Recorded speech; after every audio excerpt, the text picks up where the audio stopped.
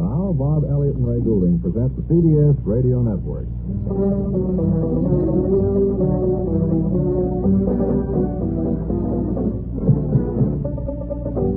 Hello again, everybody. Welcome now. Sit back and listen to the Bob and Ray Show if you're driving. Sit back, too, but of course keep your eyes open.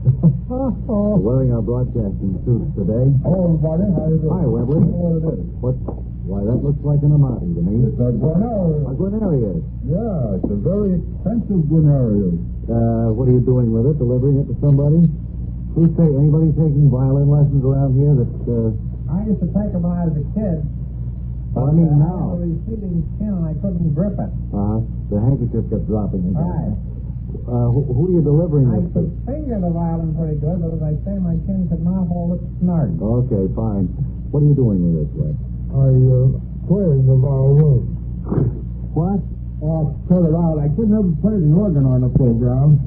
So I decided I'd, just never had time for you to complete a song, that's all. But violin, how long have you been at this? Since I was 10 years old, I used to go and take my lessons in my Buster Brown, too. This is a surprise, a little-known talent of yours. Well, I haven't often played Bob, but in recent years, more and more people have prevailed upon me at social gatherings to take the bow in hand and to repair. Well, it is a wonderful instrument for parties and things like that. But not just for hers. No. Just for hers, I have insured for $25,000 American dollars. Well, it's well worth it, but if you can't play it, what can I do? Yeah, play it. Can you? Sure. Do you want a little something? Well, I certainly would like to hear you play something on the violin, young man. Okay. Here we go. It's the B. Oh, come on. Hey. I sense a bit of greatness here. Well, Bob, that's great. This is Webley Webster, ladies and gentlemen, playing an expensive Guarnerius violin. Look how his fingers... What happened? Well, dropped his bow. Bow slipping out of my hand. Yeah, I'll help you. What happened was I had a sandwich with mayonnaise on it just before I you played should it. wash your hands before you play the violin. No, they say it's good to help with age. Yeah. Not mayonnaise. Play a little more. Oh.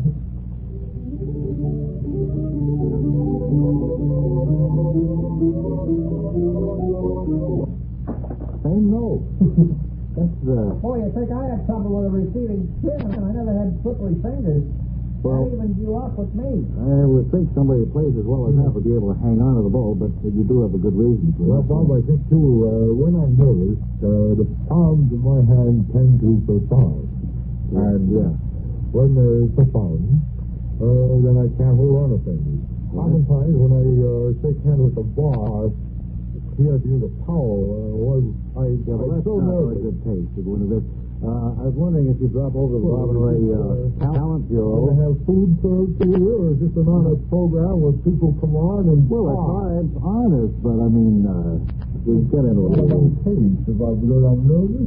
No, not because you're nervous. I can well understand. Granite like you. I can well understand up in front of as many people as this. You would be nervous. You'll play it again?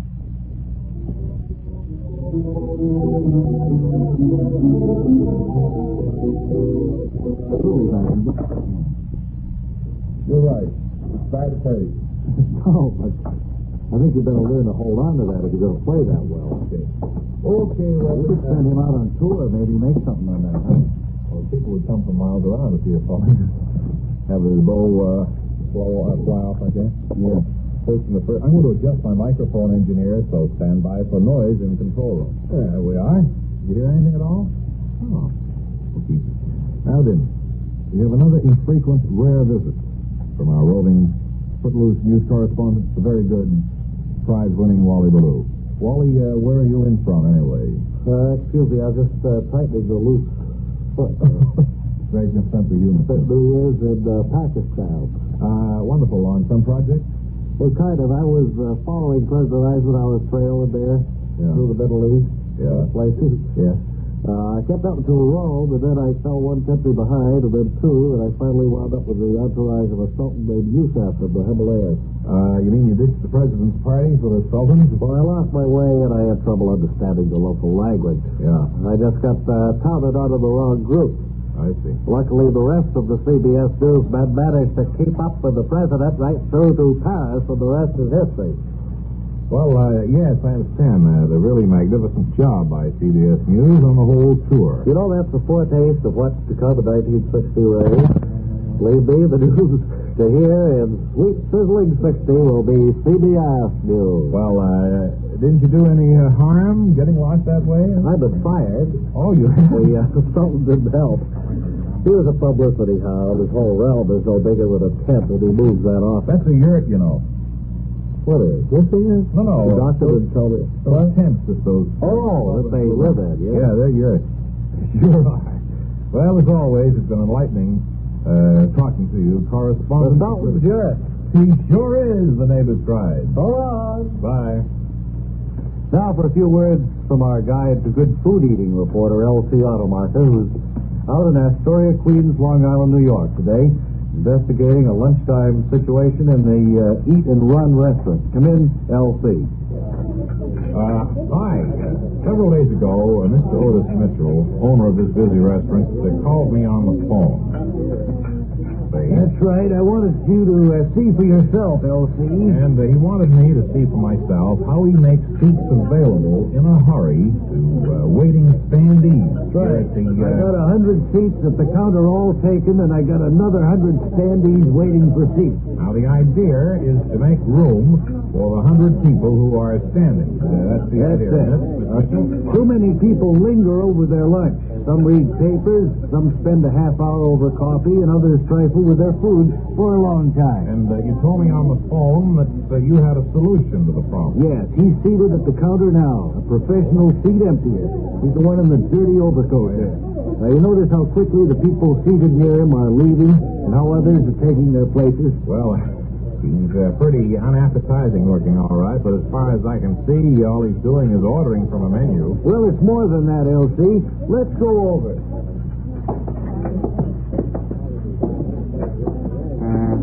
I think I'll have meatloaf. Make it medium well. You want gravy on that, sir? Is it the same gravy as yesterday? Thanks, sir. Oh. Well, then, you better make the meatloaf very well done. I don't want that gravy of yours to seep all the way through the meat. Matter of fact, put the gravy in a gravy boat, and I'll make up my mind what to do with it when it gets here. Okay, sir. Now, you can see some of the people around Sinister there are beginning to stir, see? Yes, it's very interesting. Winder, if I cancel that order of gravy, can I get an extra vegetable instead? Happily, Dr. Sir, what extra vegetable would you like? Well, sir, let me tell you why I canceled the gravy. Sir, there's no need for that. No trouble. I think the gravy you serve here runs too free. You know what I mean? Yesterday I poured some of your gravy over my meatloaf, and it ran into the vegetables. There's no holding power to that gravy at all. Ran into the coleslaw. Well, there go a couple of people, Mr. Mitchell. Yes. But with 100 standees waiting there, 2 seats don't mean too much. Now, if you'd emptied 50 seats... What's this? Sinister? Now, Wainer, I believe that if you mix something in with that gravy to slow it up, we'll all be better off. Try mixing some granulated sugar. Anything to keep the gravy off the wrong seat on the plate. Yeah, come on. Yes, it seems to work better as he gets louder. He seems You might try dropping some tapioca into that gravy so you can control it, if you get what I mean. Mr. Mitchell, you couldn't want a better demonstration than that. Everybody's gone. Now, this is L.C. Automarker, your guide to good food-eating reporter, returning you to the studio In New York. We have it here. And now, chocolate cookies with white stuff in between them brings you another episode of Lawrence Sechtenberger, Interstellar Officer Candidate.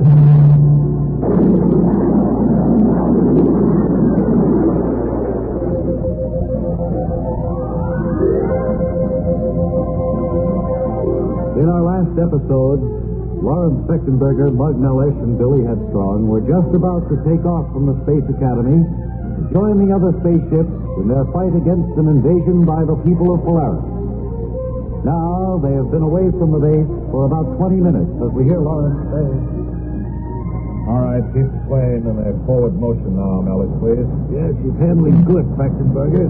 I think at about 11 o'clock, bandits. Whoa. Gee, Lawrence. Quiet, Billy, please. Quiet, Billy. We don't have too much time for that now.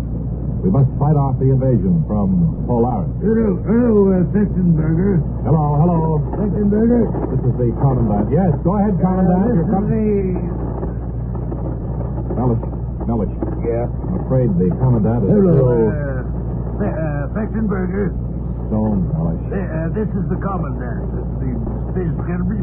We know who you are, Commandant, but please, what are the instructions? If you remember, how are you coming with your battle against the Solarians?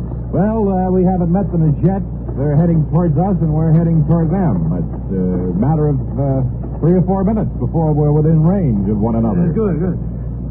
Did you get the ice cream, Sextonberger? Oh, you fool, you mad fool. Vanilla ice cream, Sextonberger. I know you want vanilla ice cream, but we have more important things than that. Well, as quickly as you can, then. Quiet, Commandant. We must sign off now. At 11 o'clock. Bandits. There are the bandits. Goodbye, Sextonberger. Goodbye. And all good luck. Oh, dry up. What do you say, Lord? Look, prepare now. Prepare launching one. I think we can hit this first plane. Here we go. Plane? It looks like to me. Hey, it does. It's got 2 wings and it's coming right for us. 5 planes, 2 men in it. 2 aviators wearing aviator caps that are clapping. One is tapping the fellow in front and pointing over the side of the plane. Down, he's pointing. At us. He's pushing his goggles up. And now he's taking, what would you say, a 50-millimeter machine gun? Wow, it looks like that, Lawrence. Quiet, Billy. Well, it's certainly powerful enough to shoot down this craft of ours. Oh, I don't think so, Sextonberger. Mellish, do we have any type of armament on this craft? Well, we just got the space disintegrator rays. I think that would do the job adequately. Here. There's another one coming in from the other side, Sextonberger. Yes, and they're the enemies, all right. They're wearing black helmets, Mellish. All right, I'm going to take aim with a space disintegrator ray gun, see if that does anything. Roll over, that's it. Hold it. Here goes. Let it go. Hey. What happened? Sounds like they shot out our motors. We're floating in space, Sextonberger. We got no control. Oh, boy. What about that, Billy? Yeah, how about that, Lawrence?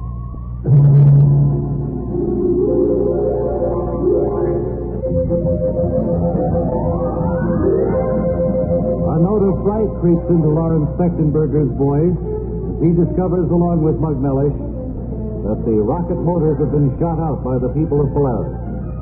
Be sure and join us next time when we'll see what happens and we'll hear Lawrence say, They didn't have vanilla Commandant, so I brought you pistachios. in the next exciting episode of Lawrence Sextonberger's Interstellar Officer Candidate.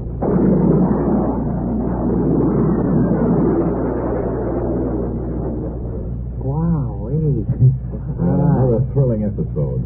We were going to have an interview with TV Private Eye Crash Comstock today, but we'll have to hold him over until our next show, Crash.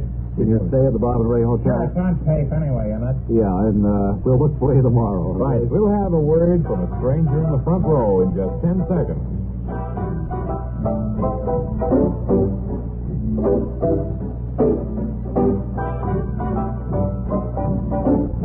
All right, if you would, sir. This is Claude Ray. Wonderful. And until tomorrow, we hope. This is Ray Goulding reminding you to write if you get work. Bob Elliott reminding you to hang by your thumb. This is the CBS Radio Network. Designed for listening when listening is best. Music so